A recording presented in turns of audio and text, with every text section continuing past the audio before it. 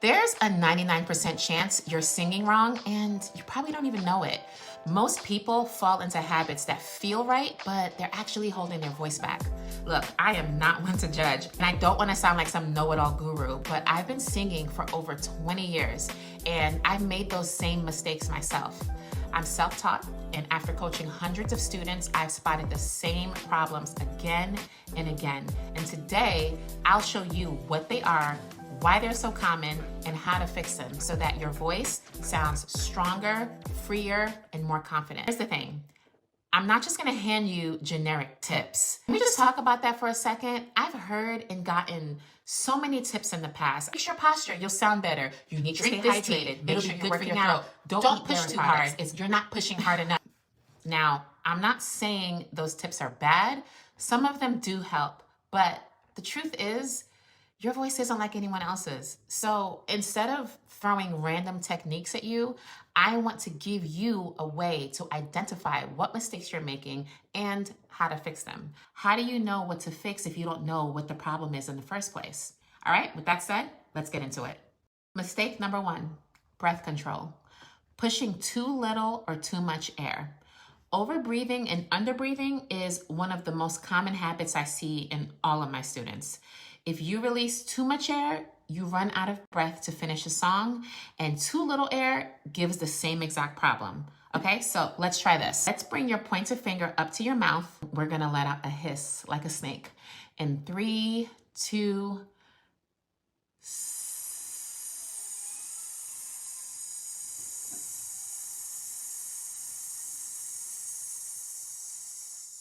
think of your voice like a hallway.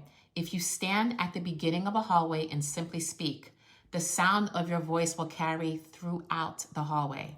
The carrying of that sound is what we call resonance. You want to release tension so resonance carries your sound, not force. All right, let's do another exercise. We are going to do a light hum on a 3-note scale. Ready?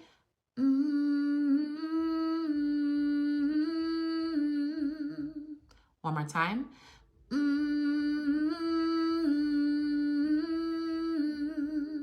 Now let's open up that same hum. That said, this brings us to mistake number 3, knowing your vocal break. If you are wondering what that is, it's the part of your voice when singing on a scale that literally breaks. The break is where your voice typically transitions to higher notes that your chest cannot carry. This was my biggest challenge I faced as a singer. As I mentioned before, I've been singing for 20 years and I've done talent shows, weddings, funerals. I was one of the lead singers for a band in college. I was a worship leader at my church for years. I still am. I've gone on many auditions, sung in plays, you name it, I've done it. And all the while facing this enemy of mine, the vocal break. Probably wondering, how did I do so many events? I keep getting invited if I had this big of a challenge. Easy. I avoided it. I would sing behind other singers when it got to that certain part of the song, or I'll go into a harmony, whatever I had to do to not embarrass myself. And honestly, it worked for a long time, but it also made me feel like an imposter. Knowing your vocal break opens the door to singing in higher octaves. And we're going to address that today with this exercise, the siren. Now, I can almost feel some of you on the other side of the screen. I thought you said you don't give generic tips. Every vocal coach talks about doing a siren. Yes, I know what I said, but I also said the generic tips aren't bad. What's bad is not knowing what your voice actually needs. And if you keep avoiding your weak spots, you'll never get the freedom you're looking for. Using the siren is the quickest way to help you find exactly where your vocal break is. So now I'm gonna try it and I want you to listen for where my break is. Ah. If you feel silly, good, so do I. Now keep making that ridiculous siren noise until you no longer hear the break. Do this every day for just a few minutes. I promise you, it's one of the fastest ways to smooth that transition. One of my students, Serena, she dealt with this firsthand. When she first came to me, she was so nervous about a big audition and her voice kept cracking and cutting out and she had no idea why. We worked through the siren technique and a few other targeted exercises to help her smooth out that transition.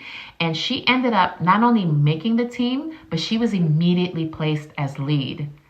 Bring you out and he will testify. He's just a lion in his mouth. But let's go see you work and build it right. Go, Serena. Breath, vocal cord, and resonance. Just 10 minutes a day with intentional focus will be hours of random exercises. Trust me, I've been there. You don't have to do every exercise thrown your way. You build the right system for your voice. You stop wasting your time on tips that don't apply to you. You get targeted and you get results. Thank you so much for watching today. I really love helping singers like you shine, because I know what it feels like to struggle with your voice. I like to say it like this: singing has a way of reminding us of who we are and who gave us our voice. And if you're ready for real growth, I want to personally invite you to my Confident Singers Workshop. I will teach you what took me 20 years to learn in one session. I don't know, I think this could be the start of something real for you. Seats are limited and this workshop won't be available forever. You can check out the link in the description to save your spot. And don't forget to like, subscribe, or leave a comment just to say hello or whatever. All right, until next time, keep singing. Build the right system for your voice. You stop wasting your time on tips that don't apply to you. You get targeted and you get results.